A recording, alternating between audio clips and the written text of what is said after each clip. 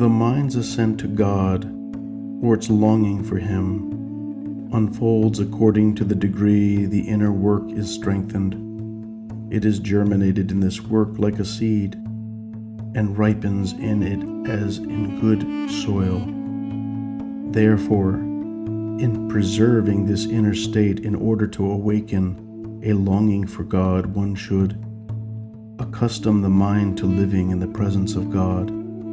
Let him force himself to ceaselessly behold God, for He is near, and let him ascend to the feeling that he is seen by God.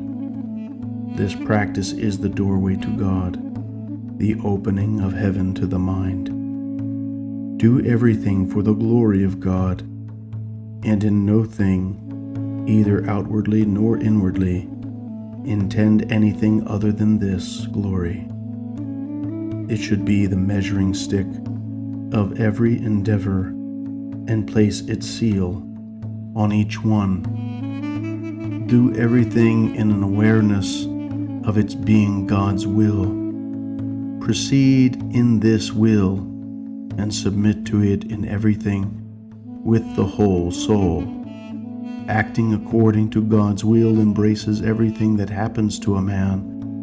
Whatever you do, force yourself to see that God wants this work from you. Receive whatever you come across as from the hand of the Lord, an individual, a thing, an incident, joy, sorrow. Everything should be received with joy, submitting yourself eagerly, peacefully, delightfully, regardless of its distastefulness. By these spiritual activities, the mind will see God more and more clearly and confirm itself in the vision of God. You will become accustomed to mentally standing in the vision of God with His infinite perfections. This vision is given for the most part during prayerful times of standing in the presence of God, and ripens by means of this same prayerful standing in God's presence. It is the very beginning of ascent to living communion with God. Concurrently with a vision of God is manifested and perfected a reverent worship of God in spirit. When the spirit falls down before Him, painfully crying out to Him in self-abnegation as His creature, not however in pain that he has been flouted and turned away, but with the awareness that God has accepted him, had mercy on him, and been gracious unto him. This will result in an irrepressible inward pull and rapture to God.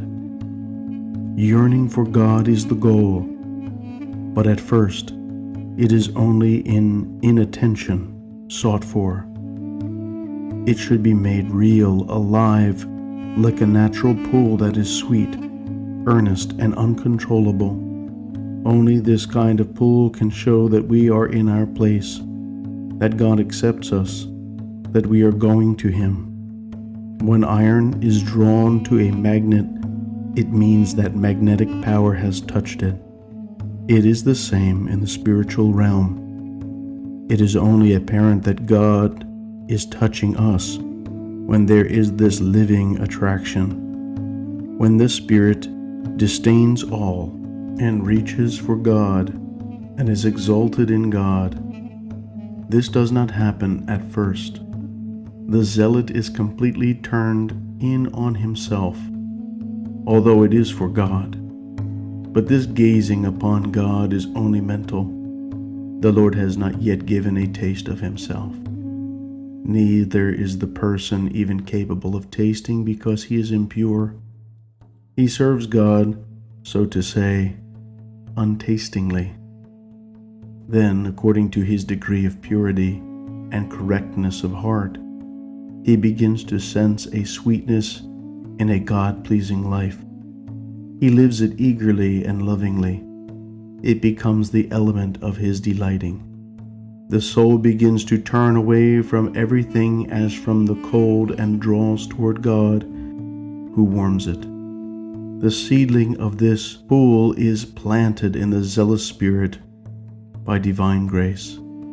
It ripens by the descent and guidance of this grace within the structure we have set forth, by which it is nourished, even beyond the knowledge of the doer himself.